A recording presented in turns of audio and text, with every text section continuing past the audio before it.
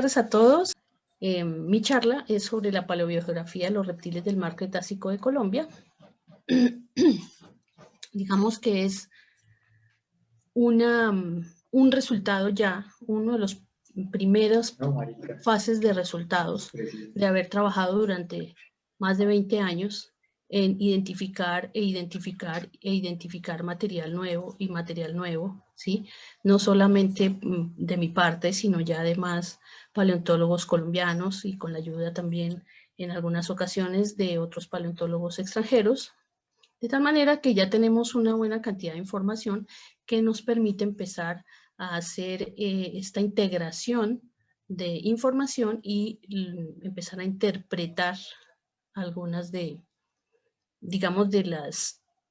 los aspectos que tienen que ver con el poblamiento del Mar Cretácico de Colombia.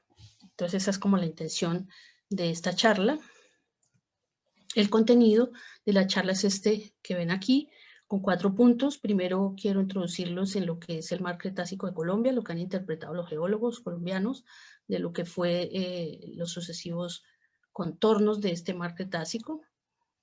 Luego pasaré a mostrarles los materiales que representan estos reptiles marinos que vivieron en este Mar Cretácico, desde luego pues haciendo énfasis en los nuevos aportes. Luego pasaré a la sección de ver las relaciones paleobiogeográficas de cada uno de estos grupos que están representados en los reptiles marinos de Colombia, del Cretácico, y como conclusión, o como a manera de conclusión, pues ya cerraré diciendo cómo fue la ocupación y la permanencia de los reptiles marinos en ese mar que hubo en el territorio colombiano. Bien, entonces inicio con el Mar Cretácico de Colombia. Aquí tengo una fotografía. Perdón, que estoy aquí acomodando una cosita.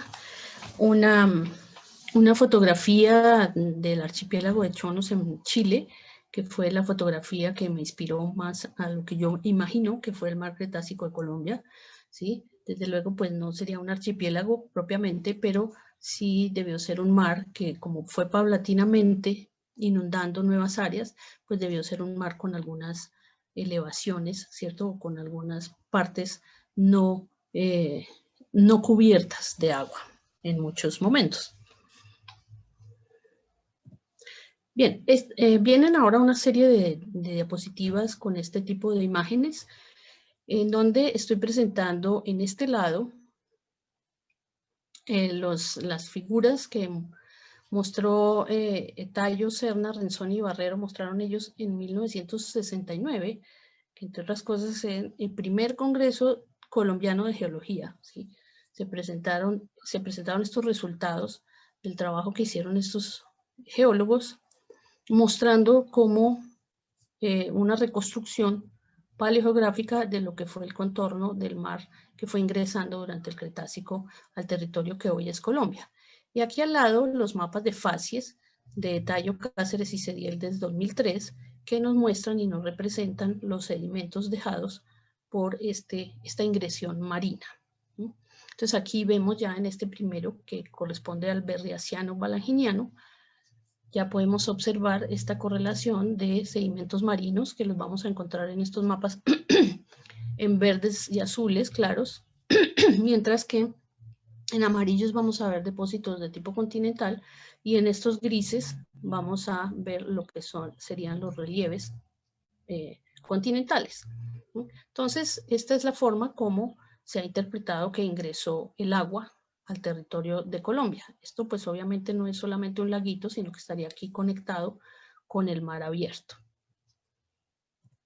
Para el Hauteriviano-Barremiano, entonces vemos cómo el avance de las aguas inundan un poco hacia el norte, ¿sí? Aquí también tenemos una ingresión marina desde la Guajira, desde el lado de la Guajira, y hacia el sur con menos velocidad.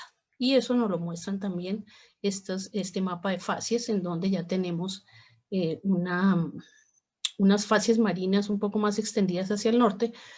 Y esto que es interesante, que es esto que está aquí en rosado, que son, digamos, son facies marinas, pero sin depositación, es decir, una especie de relieve submarino, donde no había depositación, pero sí estaba cubierto por el mar. Continuando con el tiempo geológico, entonces tenemos que en el Paralaptiano Albiano, estos mapas nos muestran una inundación ya muy grande hacia el norte, ya que cubre también seguramente parte de Venezuela, y un avance del agua hacia el sur un poquito más lenta. Esto también lo podemos ver en nuestro mapa de facies con ese relieve submarino que continúa aquí, y aquí en la parte sur otro poco de relieve submarino. Eso es interesante porque nos muestra cómo hay una especie de barrera submarina que nos hace o nos genera un mar interior, ¿cierto? Que es un mar que va a mostrar condiciones propicias para el desarrollo de la vida, ¿sí? Lo que nos muestra el registro fósil es desarrollos completos de cadenas tróficas hasta los grandes depredadores. Bien, para el Cretácico tardío, en este mapa de los contornos, se llama el contorno sucesivo del mar Cretácico, y para el Turoniano más precisamente, pues ya vemos cómo la inundación ya ha cubierto el sur, ¿sí? Este es el momento de mayor inundación, es decir, donde el mar está más extendido, ¿sí? Y tenemos nuestro paleorrelieve submarino que nos genera esa barrera y este ambiente tan propicio para el desarrollo de la vida marina. Y es aquí, pues en este ambiente en donde van a haber vivido nuestros reptiles marinos.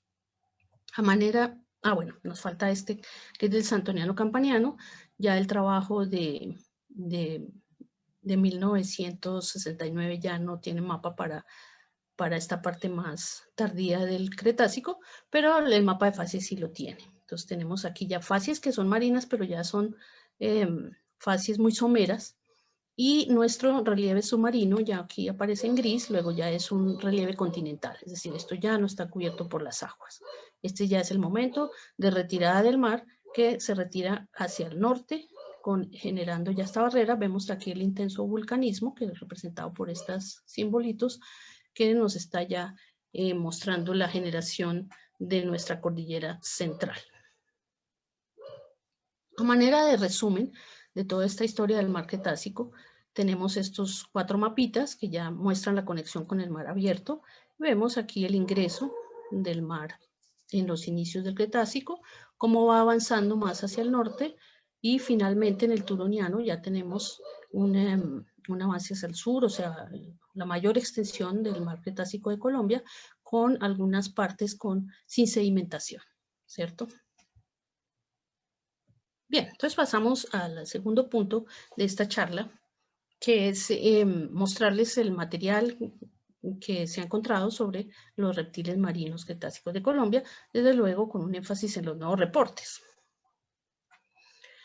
Bien, los sitios de hallazgo son estos. Vamos a verlos de más antiguo a más nuevo en el tiempo geológico. Entonces, del Balanginiano Hauteriviano tenemos un yacimiento en Santander. Del Barremiano Aptiano es nuestro famoso yacimiento de Villa de Leyva. Del Albiano tenemos un hallazgo, es un solo fósil, pero es importante, de un ictiosaurio en Cundinamarca. Del Turoniano tenemos nuestro yacimiento del Valle Superior del Magdalena, que se ha ofrecido varios tipos de reptiles. Del Coniaciano también en Santander, un registro del Santoniano, de un mosasaurio en Cundinamarca, y el Campaniano, que nos ha ofrecido un importante fósil de Tolima, ¿sí? Del Tolima. Como vemos ahí, nuestros sitios de hallazgos alineados en nuestra cordillera oriental, que obviamente es la que contiene todos estos sedimentos que se depositaron en el mar Cretácico y que quedaron así todos apiñados y replegados en nuestra cordillera oriental con el surgimiento de los Andes. El material lo vamos a ver en orden cronológico. Entonces, del Balanginiano Hauteriviano tenemos este tipo de reptiles. Son tortugas de varios tipos, estudiadas por Edwin Cadena. Tenemos un registro de cocodrilo, ictiosaurios y plesiosaurios. Desde las tortugas tenemos, como les dije, este es material estudiado por Cadena. El que está interesado, pues están las todas las publicaciones que ha hecho Edwin sobre las tortugas. Entonces tenemos esta, Notoemys zapatacoensis, viene de Zapatoca, es una especie nueva. Tenemos esta otra, Pelomedusoides. Estos dos registros de tortugas corresponden a uno de los grandes grupos que usan los paleontólogos de las tortugas, que son las pleurodiras. Y también ha publicado Edwin restos de una criptodira, que es el otro gran grupo de las tortugas, de basal, ¿no? O sea, de tipo primitivo. Bien, ese sería el material. Quiero decirles que en estas imágenes he procurado que todo el material esté a la misma escala, de tal manera que ustedes pueden ver que este caparazón es mucho más pequeño que los restos de caparazón de esta tortuga. Esta es una tortuga más grande. Bueno, también entonces están los plesiosaurios, los restos de plesiosaurios, que son algunas vértebras que ustedes, si algunos asistieron a la charla de Cristian Benavides, pues en la charla de Cristian Benavides, pues vieron la presentación sobre este material. De los cocodrilos, lo que tenemos es un reporte en un congreso, ¿sí?, de Larson en 2011, pero no he visto más ni referencias a este mismo reporte, ni sé si ya existe alguna publicación. Creo que no. Finalmente, simplemente reportes de vértebras de ictiosaurio que aún no se han estudiado. Eso sería el material del balanginiano hauteriviano. Del barremiano optiano, entonces este es mucho más material, son muchos más grupos de reptiles, así que ese nos toca por partes. Así que vamos primero, se han encontrado tortugas de dos tipos. Una primera es esta, Desmatochelys paillai, una especie nueva, definida también por Edwin. Y esta que es género y especie nueva, que es Leibachelys cipadi. Ictiosaurios tenemos de dos tipos ya publicados y tenemos varios que estamos en proceso de estudio. ¿Sí? Las tenemos en proceso de estudio, varias que ya sabemos que son varios tipos de ictiosaurios diferentes. Entonces, el primero de los publicados pues, es Platypterygius achicarum, y el segundo es Miscasaurus cateti, publicado por Maxwell y otros en el 2015. Este es un espécimen que tiene alta deformación y recientemente ya está en prensa una publicación que tenemos de un nuevo espécimen de esta misma especie, con el cráneo pues mejor preservado, así que nos va a aportar nuevos caracteres que definen esta especie. Y bueno, los otros que son especímenes en estudio por parte de nuestro grupo de estudio, pero también por el grupo de Erin Maxwell. He querido traerles y compartirles que me agrada mucho, que en nuestra publicación vamos a tener este material suplementario de esta reconstrucción 3D ya por uno de nuestros autores, con fotogrametría, con los colores del fósil, y que tiene la ventaja de que los diferentes fragmentos que tiene el cráneo pueden verse por separado y en 3D. Entonces podemos ver cómo en los cortes encontramos la distribución de los huesos internos. Bien. Ay, listo. Bueno, seguimos con el barremiano optiano, ahora con los plesiosauroides, es decir, los de cuello largo y cabeza pequeña.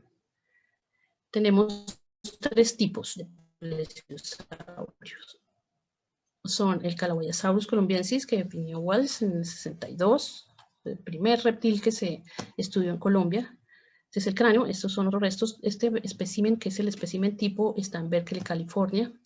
Y este es un segundo espécimen que está en el Museo del Servicio Biológico Colombiano. Un segundo taxón es Leibanectes bernardoi, recientemente publicado, ¿sí? Es un nuevo taxón y su diferencia mayor está en el tamaño de los dientes. Y un tercer espécimen que está ahorita en la publicación en preparación, que tiene un cráneo pues, bastante similar a Calaboyasaurus, pero con ciertas diferencias que pues, ya veremos cuando salga publicado. Los pliosaurios son muy diversos. Tenemos ya 4 tipos de pliosaurios diferentes, ¿sí? Entonces los voy a mostrar en 2 diapositivas. Este es uno pequeño, como lo ven ahí, es el más antiguo, es del Barremiano inferior, y lo estudió Marcela Gómez y Leslie Noy, publicado en el 17, Acostasaurus pavachokensis, género y especie nueva. El segundo es el holotipo, que es Stenorhynchosaurus monosi, género y especie nueva, publicado en el 16. Aquí en el et al también están Marcela y Leslie. Más recientemente publicamos este cráneo, que es también de esta especie. Tiene la importancia de que es un adulto, mientras que el holotipo es un juvenil. Luego ya empezamos a encontrar diferencias entre los juveniles y los adultos. Otra cosa interesante que tiene este cráneo es unos hundimientos circulares junto a la nariz, ¿sí? Estas son las narinas, o sea, los huequitos de la nariz, y tenemos unos hundimientos en forma circular que nos sugerimos que pueden ser sitios donde se alojaban las glándulas de la sal. Y los otros 2 pliosaurios de la región de Villaleyva, el Barremiano aptiano, son los grandes pliosaurios. Entonces está el Kronosaurus boyacensis, definido en 1992 por Hamp. Aquí lo tenemos, está exhibido en el Museo de la Vereda Moquirá. Y tenemos el recientemente publicado, el Sachicasaurus vitae. Aquí he puesto aquí el cráneo del Stenorhynchosaurus para un poco para poder comparar el tamaño, ¿sí? Son grandes gigantes de casi 10 metros de largo. Estos 2 comparten el tamaño, comparten muchas características, tienen unas pequeñas diferencias en el número de vértebras, el número de dientes, pero sobre todo que en este espécimen se pudo ver el paladar y entonces se pudo ver que no era un Kronosaurus. Kronosaurus es un género definido sobre material de Australia. Así que por eso se pudo decir que es Achicasaurus. Falta ver si podemos ver el paladar de este espécimen para ver si las diferencias que tenemos si son realmente taxonómicas o puedan ser de otro tipo. Finalmente, para el Barremiano aptiano hay que mencionar este espécimen de cocodrilo, ¿cierto? Encontrado y estudiado, publicado por Dirley Cortés con sus colaboradores, que son pues unas vértebras y unas placas de estos escudos que recubren los cuerpos de los cocodrilos.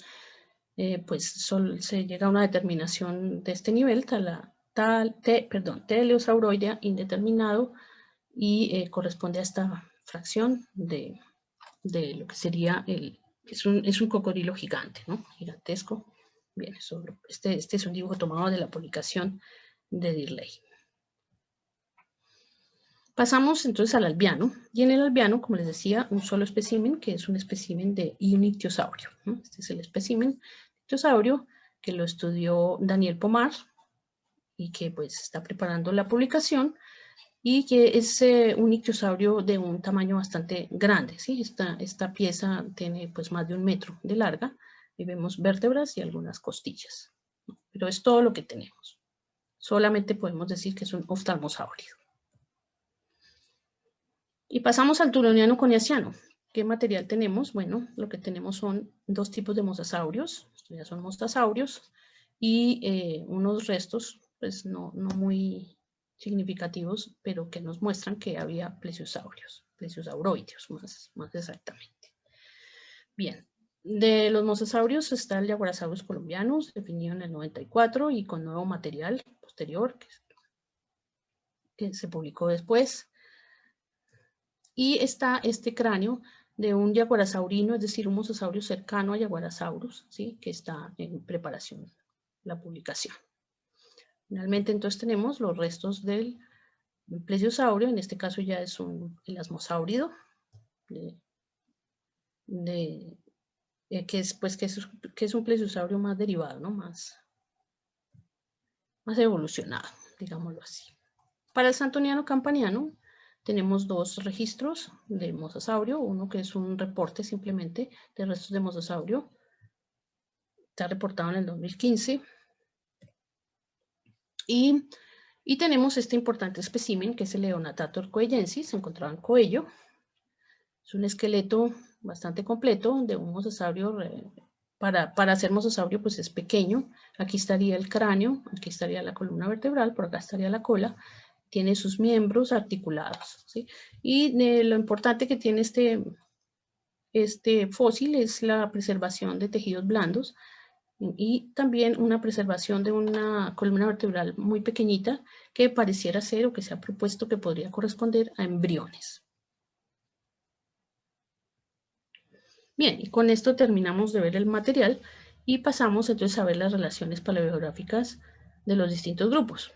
Ya esta parte la voy a hacer por grupos, ya no lo voy a hacer por edades, sino por grupos. Entonces vamos a empezar con las tortugas y la manera en que pensé que era más fácil para verlo es mostrando primero las relaciones filogenéticas en árboles filogenéticos para ver cuáles podrían ser sus ancestros y cuáles podrían ser sus descendientes, y luego sí lo vemos en los mapas paleogeográficos.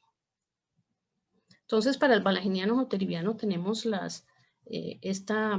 árbol filogenético de Pleurodiras, del gran grupo de las Pleurodiras, ¿sí? En estas imágenes de aquí en adelante que van a ver unos circulitos con reborde negro, son el material de Colombia, ¿sí? Y sin el reborde, pues son los posibles ancestros o los posibles descendientes. Este caso de las Pleurodiras del balaginiano joteriviano de Colombia es muy interesante, como lo ha dicho Edwin en sus publicaciones, y es, por ejemplo, esta, que es la Notoemis zapatacoensis. Es el último registro en el tiempo de este grupo. Y la otra, la Pelomeusoides, es el primer registro de este otro gran grupo. Entonces tenemos como el primer registro de un grupo y el último registro de otro grupo. Estos pues son los posibles ancestros y los posibles descendientes, que los vamos a ver en el mapa. Entonces serían los posibles ancestros de una de ellas, de una de estas tortugas. Ya esto era Jurásico, ¿no? Voy a devolverme, estoy en el Jurásico. Los posibles ancestros estarían de este lado, fíjense, de estos en México, en Cuba y en Argentina, que son las más cercanas relacionadas a la colombiana. Ya en el balaginiano joteriviano tendríamos las colombianas, que como ven están solas en el mapa, es decir, no tenemos contemporáneos por ahora, ¿sí? Una de ellas, recordemos, es la última de un gran grupo y la otra es la primera de otro grupo. Y pues tenemos que anotar también la tercera, que es la Cryptodira basal. Luego, los descendientes, pues no tenemos sino el descendiente de una de ellas, que es un descendiente que se encuentra en Brasil. También de las tortugas, tenemos que hablar de las del Barremiano aptiano. Entonces tenemos, estas son las relaciones filogenéticas. Las colombianas son estas, Desmatochelis padillae, que es una Cryptodira chelonioidea, ¿sí? Y la otra, que es Leibachellus ipadi, que en este cladograma, o sea, en este árbol filogenético que lo tomé de Evers y Benson, queda ubicada dentro de otro grupo nuevo ahí que anotan ellos como Angola quelonia.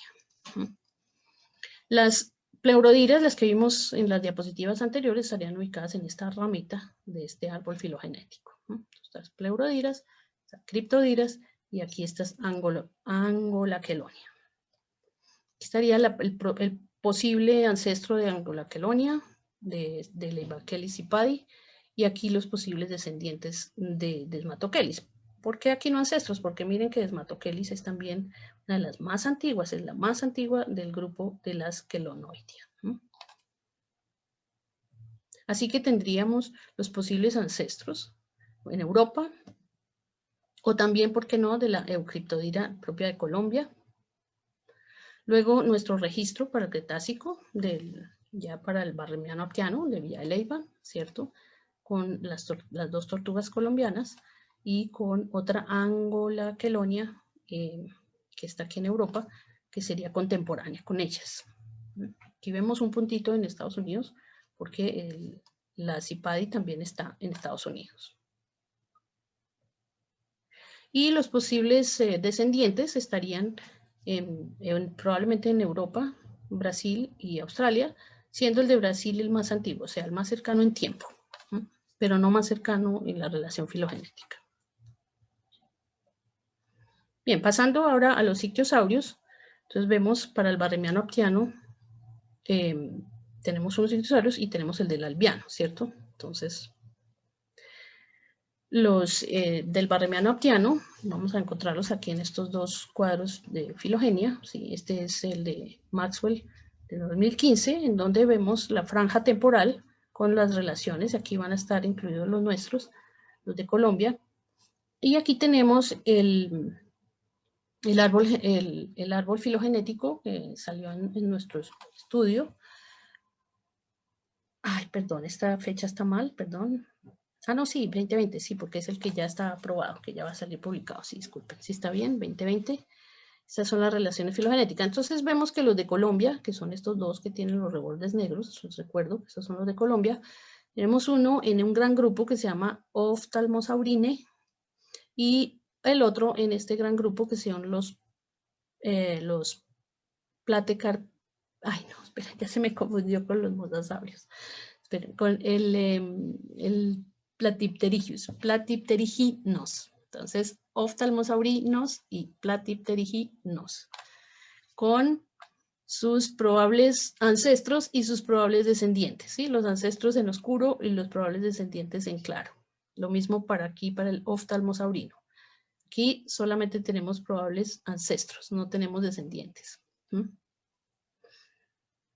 El nuestro tiene interesante que, aunque es más joven que todos los demás del grupo, sin embargo tiene unos rasgos muy primitivos en su anatomía. Bueno, todos los mapas nos mostrarían los Ophthalmosaurine por un lado, los Platypterygine por el otro lado, ¿cierto? Los moraditos y los azules. Estos serían los probables ancestros en el Jurásico de estos dos grupos. Estarían los nuestros y contemporáneos hay algunos otros Platypteriginos. Y luego los descendientes Platypteriginos también, y en donde tendríamos probablemente a nuestro ictiosaurio del albiano. Bien, pasamos a los pliosaurios. Entonces, los del barremiano aptiano, ellos no están sino el barremiano aptiano, después ya no los tenemos.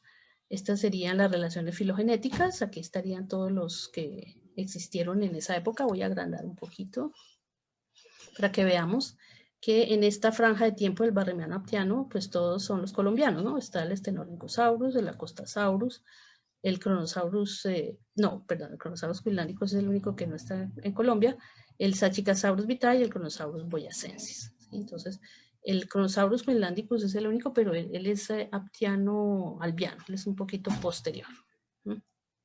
Bien, entonces seguimos. Este es el cuadro de las relaciones filogenéticas de estos pliosaurios. Aquí están los 4 colombianos. Miren, Sachicasaurus muñozi, el Stenorhynchosaurus muñozi, el Sachicasaurus vitae, el Kronosaurus boyacensis y aquí el Acostasaurus pachuquensis, que es muy basal dentro de este grupo Brachaukenii. Y aquí estarían los posibles, ancestros de Acostasaurus, lo más cercano y relación filogenética, pues es por proponer alguno, y de Stenorhynchosaurus sería Lushkan, que es ruso. Y luego estarían los probables descendientes de estos pliosaurios. Entonces vamos a vernos los mapas.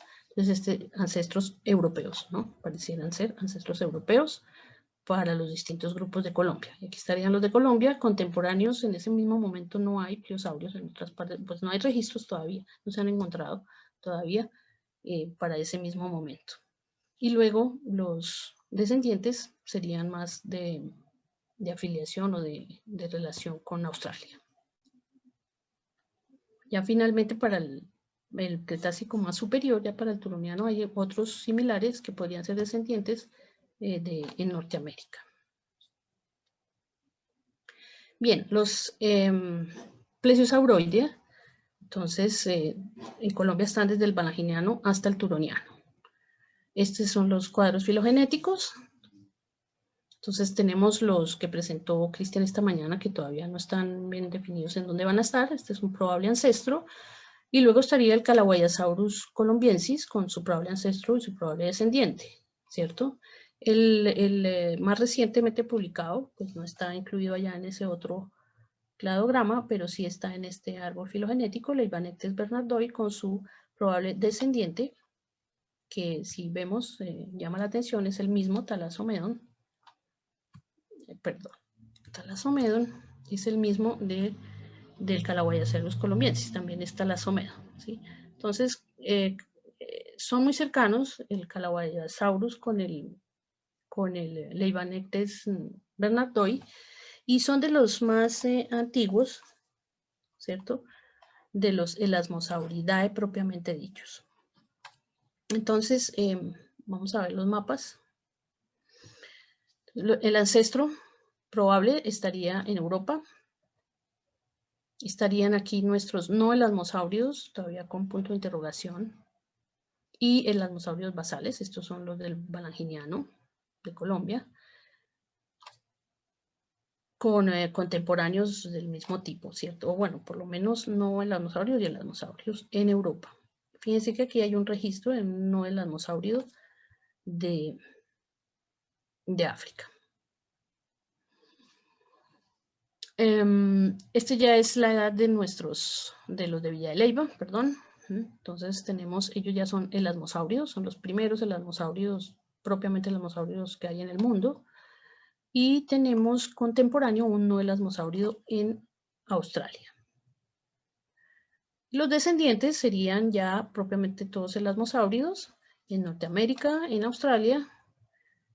Hoy más adelante en el tiempo, ya para el turoniano, pues está nuestro registro en Colombia del elasmosaurio del turoniano, con sus contemporáneos, elasmosáuridos, todos ya son elasmosáuridos, y más adelante pues ya están por todo el mundo, como pueden verlos aquí, los elasmosáuridos. O sea que es como que aquí en Colombia están como los primeros y después florecen y se esparcen por todo el mundo. Bien, y pasamos por el último grupo, que son los mosasaurios, que están en Colombia desde el turoniano hasta el campaniano. La historia de los mosasaurios en el mundo es del turoniano hasta el maastrichtiano, así que en Colombia están más o menos en el tiempo completo de los mosasaurios. El maastrichtiano no lo tenemos, nosotros tenemos ya muy poco mar en el maastrichtiano, así que no vamos a tener ese registro. Bueno, aunque puede haber, sí, claro, falta buscar más. Bien, entonces nuestros mosasaurios tenemos del turoniano, el Jaguarosaurus, y del campaniano tenemos el Leonatator, ¿cierto? Este es la filogenia propuesta por Polsim en el 14. Y entre el turoniano y el campaniano tenemos un par de registros, pero pues que no están todavía estudiados ni publicados. Esta situación ya es diferente, ¿no? Ya no son unos ancestros que casi siempre están en Europa, sino que el momento de nuestro mosasaurio, que es el tiempo de los más antiguos para los mosasaurios en el mundo, sin embargo, muestra que ya hay varios tipos de mosasaurios en varias partes del mundo, ¿sí?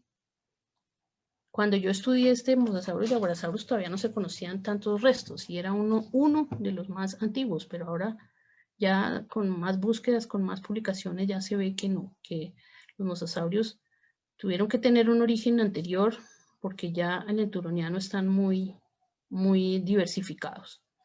Estos puntitos negros que coloqué aquí son unos reptiles mosasauroides que se consideran pues ancestrales para los mosasaurios, ¿sí? Y fíjense que su origen sí está en Europa y en el norte de África. Nosotros tenemos unos restos, pero son muy escasos, son un par de vertebritas que también podrían corresponder a este tipo de mosasauroides primitivos. Interesante seguir estudiando esa parte. Después del registro del turoniano tendríamos el coniaciano, el coniaciano y el santoniano más o menos, donde ya vemos más diversificación. ¿Sí? Tiene interesante que nuestros mosasaurios corresponden como a los registros más antiguos de cada uno de los grupos. ¿Sí? Por ejemplo, aquí tenemos ya los alisaurinos, se llaman estos amarillos, y el nuestro pues es uno de los más antiguos de los alisaurinos. Y ya más alisaurinos Y hay otro tipo, aquí no olvidemos estos puntos blancos que son otros mosasaurios, ¿sí? De otros tipos. Bueno, y eso que aquí me debieron faltar puntos porque ya son muchos más la diversificación de los mosasaurios para estos tiempos. He dibujado también un punto azul en Colombia, que es un probable tilosaurino que se encontró en cercanías de Villa de Leyva, en rocas del Coniaciano, pero aún todavía no conozco la publicación. Bien, y si hiciera un mapa del posterior a estos años, es decir, del final del Cretácico, pues esto se llenaría de muchísimos puntos para los mosasaurios, ¿sí? Los mosasaurios, su mayor diversidad y todo están ya para el Maastrichtiano. Y ahí alcanzan ya su fin. Ellos se extinguen al final del Cretácico. Bueno, este es el último grupo, entonces me gustaría como ver que de manera digamos, de síntesis, se ve mucho origen en Europa, ¿no? Mucho origen en Europa, luego nuestros especímenes en Colombia, que son siempre, generalmente son géneros, especies nuevas, y luego sí ya una distribución más hacia el sur, con Australia, excepto por las tortugas, estas balanginianas que tienen un origen más del lado sur, ¿no? No del Tetis, sino del lado aquí del Pacífico. Eso pues es interesante ver este tipo de distribuciones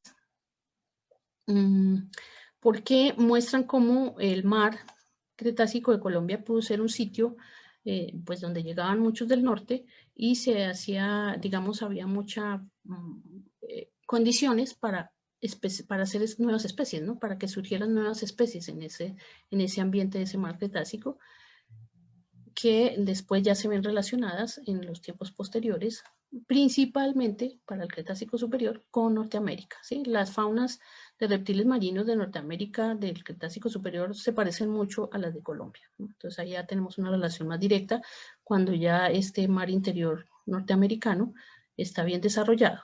Entonces, bueno, eso sería más o menos. Y también la relación con Australia es interesante, ¿no? Es interesante porque son formas bastante similares, pero siempre las de Australia un poquitico más jóvenes. Bien, y así pasamos a la parte ya de conclusión, que sería la ocupación y permanencia de los reptiles marinos en el mar Cretácico de Colombia. Entonces tendríamos nuevamente nuestros mapas mirando cómo fue esta llegada de los reptiles. Entonces decimos que muchos venían del norte, sobre todo en las épocas primeras de nuestro mar Cretácico, venían del norte, se asentaron aquí, digamos, se amañaron y empezaron una historia de evolución y de especiación, ¿no? Aquí tenemos, este sería el yacimiento del Balanginiano, Joteriviano de Zapatoca, Santander.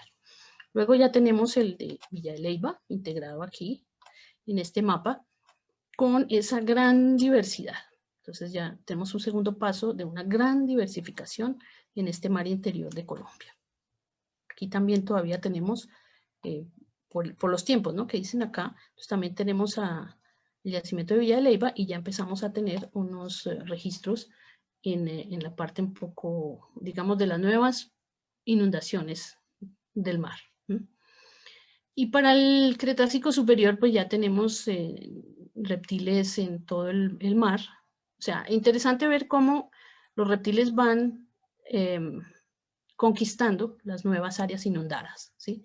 Y el cambio faunístico, pues también lo vamos a ver aquí en la diapositiva que sigue, pero nos muestra cómo al principio pues no tenemos, por ejemplo, pliosaurios, pero sí tenemos de tortugas, ictiosaurios, plesiosaurios, hasta cocodrilos, y luego entran los pliosaurios con esa gran diversidad.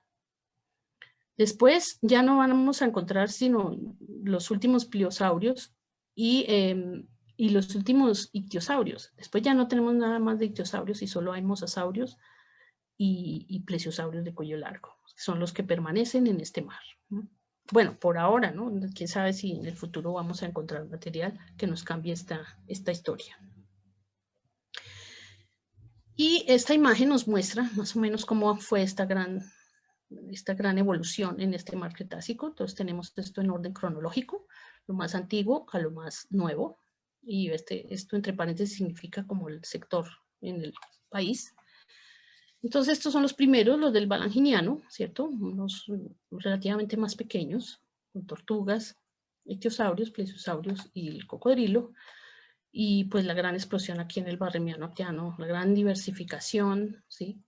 Con pliosaurios de muchos tipos, con plesiosaurios que surgen nuevos grupos grandes como los elasmosaurios, ictiosaurios diversos y tortugas también diversas. El albiano, pues nuestro registro todavía es muy pobre, está por investigar. Y luego ya vemos como el reemplazo de la fauna, ¿cierto? Ya no hay más pliosaurios, ya no hay más ictiosaurios, y ahora lo que tenemos son mosasaurios desarrollándose en este mar. Y ellos, los plesiosaurios de cuello largo, que sí permanecen en nuestro mar. Los mosasaurios, pues hasta casi el final de su historia en la Tierra. Bien. Para finalizar y para despedirme, entonces, pues no puedo dejar de presentarles estas imágenes sacadas de internet que muestran cómo nuestros grandes reptiles pues han inspirado a artistas, ¿no? Es una representación hecha por un artista independiente, es decir, no tengo conocimiento ni nunca me contactó ni nada, pero él ya hizo su interpretación de Sachicasaurus vitae. Aquí lo pone con muchos pececitos. Yo pensaría que hay que ponerlo comiéndose a otros reptiles, porque pues el Sachicasaurus es el de gran tamaño, el gran monstruo marino. Y otro artista también nos ofrece otra, que también me gusta y la tengo para la despedida, porque pues es una persona nadando con un Sachicasaurus. Y pues me gustó esta imagen porque me permite darles el último mensaje que les quiero dar en esta charla, y es que estamos navegando con nuestros reptiles, nuestros grandes reptiles, y ellos nos están guiando para mostrarnos cómo fue su trayectoria y su historia en este mar interior que tuvo Colombia durante el Cretácico. Entonces, muchísimas gracias. Para las referencias las he puesto en todas las imágenes a través de la presentación. No me queda más que darles las gracias y darles la palabra por si tienen preguntas. Profe. Tengo un problema y es que no escucho a nadie. Profe, disculpe, no. No sé si voy a salirme de presentar para poder ver el chat o qué voy a hacer. Eso, llámame por teléfono. Sí, Cristian, dime. Ya estamos contactando a la profe, por favor, denos un momento y ya le haremos llegar las preguntas. Recuerden que las preguntas que no se pueden realizar, apago mi micrófono. se las enviaremos más Tengo que tarde. dejar de compartir. Sí. Ya.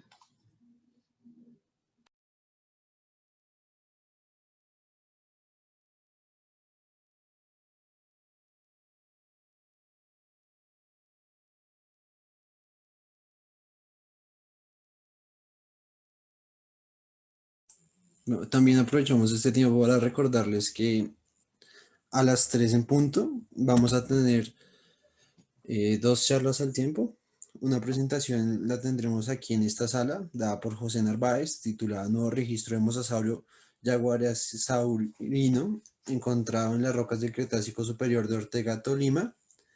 Y otra en la sala alterna, dada por Dirley Cortés y titulada Evolución de los ecosistemas marinos, perspectivas del registro fósil del Cretácico en Colombia. Bueno, ya la profesora tiene sonido, entonces, profe, puedes prender el micrófono y ya David hará las preguntas. Listo, ya prendí el micrófono. Bueno, profe, ¿ahora sí nos escucha? Sí, ahora sí los escucho bien. Gracias. Bien. Primera pregunta, ¿qué tipo de presas podrían llegar a tener los mosasáuridos que se encuentran en el Cretácico colombiano? Bueno, los mosasaurios fueron también los grandes depredadores en su momento, ¿sí? Así como lo fueron los pliosaurios para el Cretácico inferior, los mosasaurios fueron los grandes depredadores en el Cretácico superior. Así que ellos eran más bien generalistas, comían de todo, digámoslo así, pero los mosasaurios son más costeros, no son tan del mar abierto. Así que serían, digamos, sus presas serían peces de cardumen que se acercaran a la costa, ¿cierto? Y si no, por emboscada, atrapando lo que encontraran.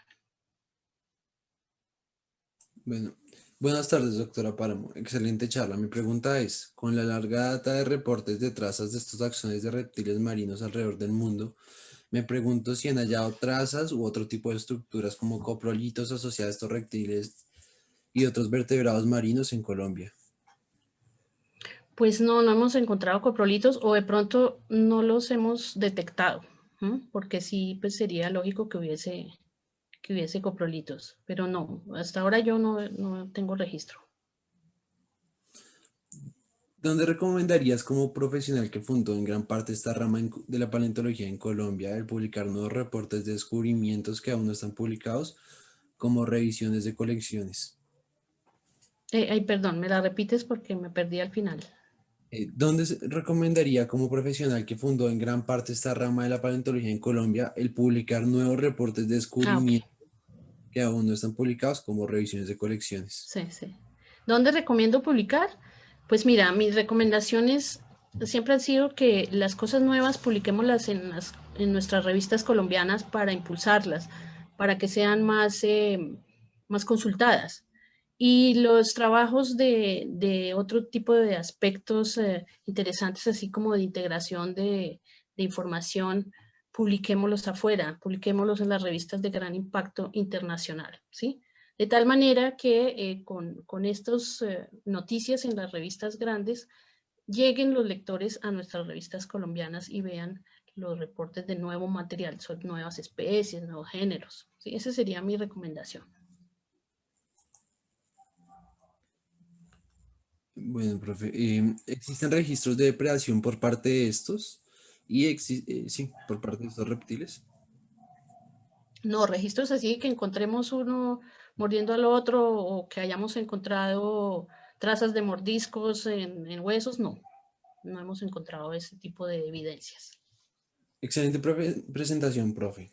¿Cuál puede ser la o las causas del éxito de las tortugas post-evento KT respecto a los demás reptiles marinos? Bueno, esa sí hay que preguntársela a Edwin, que es el especialista en tortugas, ¿no? Porque algo que es interesante es que después de las de Villa de Leyva, de las del Barremiano Aptiano, no hemos vuelto a encontrar, no hay todavía en nuestro registro tortugas, ¿sí? Del Cretácico superior. Eso no quiere decir que no las haya habido, puede ser que no las hemos encontrado. Pero luego sí ya empiezan todos los registros que ha estudiado Edwin para el Cenozoico. Entonces, pues no, ahí sí no sé por qué ella sí.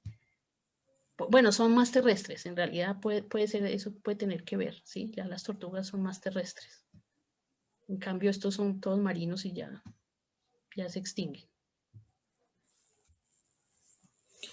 Algunos autores proponen también la invasión marina de Colombia de sur a norte.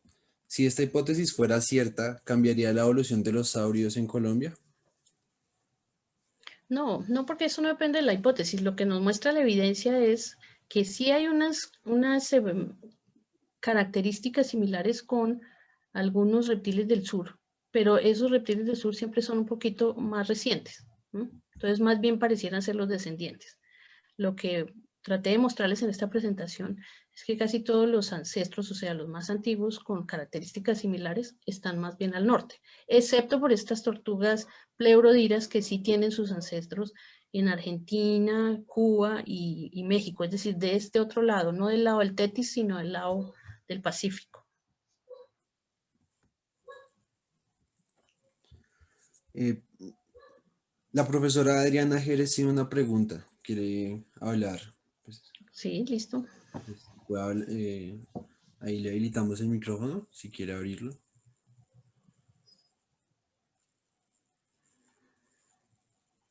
No. Hola, buenas tardes. Quería preguntarte en cuanto al tamaño de todos estos grandes reptiles marinos y cuando muestras todo el cambio y formación de los mares en Colombia, ¿se ha analizado la relación entre todos estos tamaños y la profundidad de esos mares? No se ha hecho un análisis, pero lo que yo te puedo decir es, lo sedimentológico ha sido sugerido como más bien no muy profundo. Es un mar interior, recuerden la primera parte de la presentación, demuestro que es como un mar interior. Tendrá que tener su profundidad porque los que entran son reptiles de mar abierto, pero más bien se ha interpretado como somero. Y tú me hablabas de los tamaños, entonces vemos que los tamaños más grandes están en el Barremiano aptiano, que es como ese boom que tiene este mar interno de Colombia. Ahí se alcanzan los grandes tamaños. Después nuestros reptiles, los mosasaurios, no son tan grandes. Sí son grandes, pero no son de los más gigantescos que se conocen en el mundo. Así que ahí hay como un momento de unas condiciones propicias para que se desarrolle una gran cadena trófica, llegando de lo más de la base de la alimentación hasta los grandes depredadores que alcanzan un tamaño gigante. Ahora, ¿qué relación pueda tener eso con la profundidad? Pues no sé, pero lo que muestra la geología es que no son unos mares tan profundos. Ahora hay que tener muy en cuenta también los aspectos tafonómicos, porque los animales pueden ser muy grandes, pero se han encontrado en depósitos que pueden no ser muy profundos. Es decir, los restos de un organismo quedan depositados en un punto que no necesariamente es donde él vivió, ¿cierto? Pueden haber sido arrastrados por corrientes, por uno u otros motivos pueden llegar a quedar depositados en un ambiente que no es exactamente el de la vida de ellos. Así que eso también hay que tenerlo en cuenta. Pero todos esos son temas que están para explorar y para que, como les decía al principio de la charla, hasta ahora estamos empezando a ver todas estas relaciones porque los años de estudio que he pasado se han llevado en determinar qué es, de qué se trata, qué son los animales, y hasta ahora es que estamos empezando a ver como esta integración de información en donde van a caber todos estos temas que ustedes nos están planteando. ¿Qué hipótesis hay sobre su reproducción? Bueno, por lo menos de evidencias que tenemos de los mosasaurios, y no solo el de Colombia, sino también en otros del mundo, eran ovovivíparos, ¿no? Es decir, tenían gestación interna, pero de huevos, y nacían las crías. Los ictiosaurios, pues también hay evidencias en el mundo de que nacían las crías ya bien formadas. Pero es interesante que no se ha encontrado como sitios o lugares donde se encuentren bebés, ¿sí? Así en gran cantidad, como si fueran sitios o de desove o de... No, eso no lo hemos encontrado todavía. Pero sí tenemos ese par de evidencias, bueno, una sola evidencia en mosasaurios. De ictiosaurios sí las evidencias están en otras partes del mundo, pero pues son reptiles que sí podrían dar las crías ya bien formadas, o sea, en el agua, probablemente en el agua, sin necesidad de ir a la tierra. Aquí dicen, muy linda presentación, doctora Páramo, hermoso el material de reptiles marinos. Una pregunta, ¿cuál piensa es la razón de la diversificación de los reptiles marinos durante el Barremiano aptiano comparado con el Euteribiano? ¿Mayor cantidad de alimentos? ¿Podría ser? Sí podría ser, es probable que haya habido corrientes de surgencia, corrientes frías llenas de nutrientes que ayudaran a que hubiera una mayor cadena trófica, digamos, mejor desarrollada. No sé, el ambiente de este mar encerrado probablemente también tuvo unas condiciones propicias para que hubiera una gran diversificación, ¿no?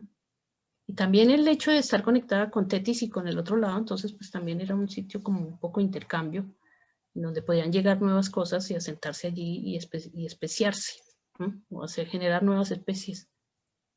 Bueno, esa ya es la última pregunta. ¿Se puede considerar a los Jaguarosaurus un género endémico? Pues mira, ese tocaría entonces a todos los géneros y especies nuevas endémicos, ¿no? Pues por ahora todavía el conocimiento no es tan grande como para decir que es propiamente endemismo, pero sí hay unas faunas, sí se ve que son unas faunas como muy restringidas a este sector, ¿sí? No están así en todas partes del mundo, están cerradas en este mar Cretácico. Entonces es como una salacuna de especies que, digamos que tenemos un tesoro, los paleontólogos aquí en Colombia, y tenemos que cuidarlo, tenemos que estudiarlo, porque nos va a seguramente a aportar mucha información nueva sobre cómo se generan las nuevas especies, cuáles son los ambientes propicios, cuáles son estas condiciones que pueden ayudar a generar tantas nuevas especies y tantos nuevos grupos taxonómicos, cambios faunísticos, digamos. Pero no tengo la respuesta en este momento para decirte, ¿son endémicos? Pues sí, en este momento sí no se conocen sino acá. El Jaguarosaurus solo se conoce acá. Ahora, hay otro mosasaurio en Estados Unidos que es muy parecido. Le dieron otro nombre genérico, pero yo estuve mirando ese material, a mí me parece que podría ser el mismo género. Entonces, ya en ese caso ya no sería puro endémico. Bueno, profe, muchísimas gracias por esta presentación. Bueno, con mucho gusto. Muchas gracias a todos los participantes y a los que me escucharon.